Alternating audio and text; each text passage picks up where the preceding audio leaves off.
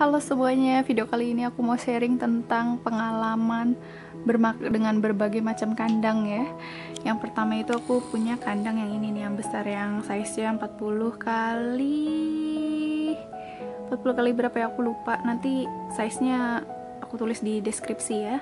Terus yang kedua aku punya ini, kandang akuarium. Terus yang ketiga aku punya ini, kandang jeruji tapi yang sedang, ukuran sedang. Ini separuhnya ini cuman agak lebih besar ya, 30 kali berapa ya, pokoknya nanti untuk size ditaruh di deskripsi ya, jadi kalian tinggal lihat aja di situ.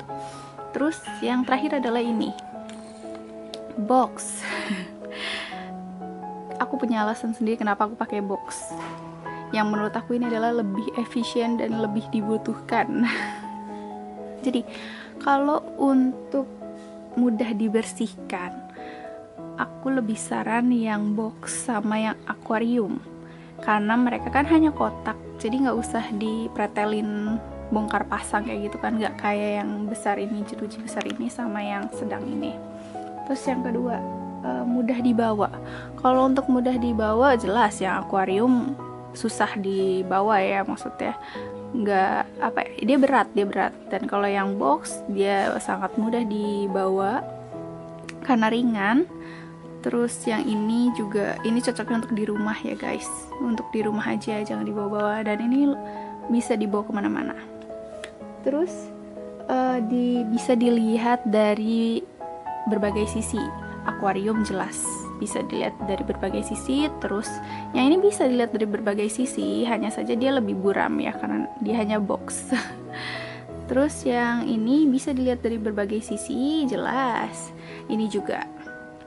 Terus untuk keluasan, yang tipe akuarium ini aku punya yang size L, dan dia cukup luas ya, untuk berapa hamster tuh dia cukup luas. Nah ini dia lagi ada anaknya nih, tuh dia lagi ada anaknya.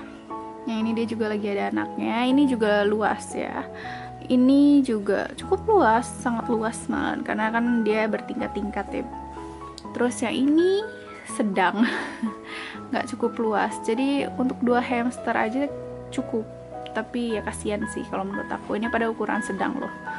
Terus kalau untuk diisi macam-macam, akuarium, box, sama yang besar ini, jeruji besar ini, dia bisa diisi macam-macam. Kalau yang ini, kalau contohnya aku mau isiin, aku pernah ngisiin UFO itu, dan dia hanya isi UFO aja, dia nggak bisa diisi rumah karena itu bakalan sempit banget. Dan tempat makan juga, tempat mandinya juga nggak bisa diisi kalau misalnya diisi hanya UFO. Terus untuk lolos apa tidak, yang ini dia aku nggak punya pengalaman dia lolos dengan saat pakai kandang ini, dan yang ini pernah sering lolos nih dari sininya. Terus makanya aku kasih stiker, karena kan mereka suka lolos dari situ. Terus kalau yang ini dia nggak pernah kabur nih, walaupun aku isi kastil, padahal kan untuk ketinggiannya ini lebih rendah ya box ya, tapi dia nggak pernah kabur karena licin, itulah keuntungannya box.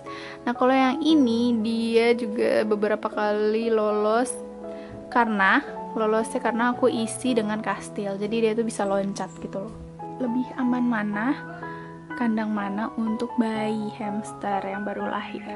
Nah kalau dilihat dari usianya, untuk bayi hamster yang baru lahir, untuk kandang ini dia masih bisa ya, 2 kandang ini dia masih bisa. Tapi yang usianya masih baru lahir sampai seminggu kurang ya, kalau udah lebih dari seminggu, aku rekomendasiin dua kandang ini ya, akuarium sama atau box.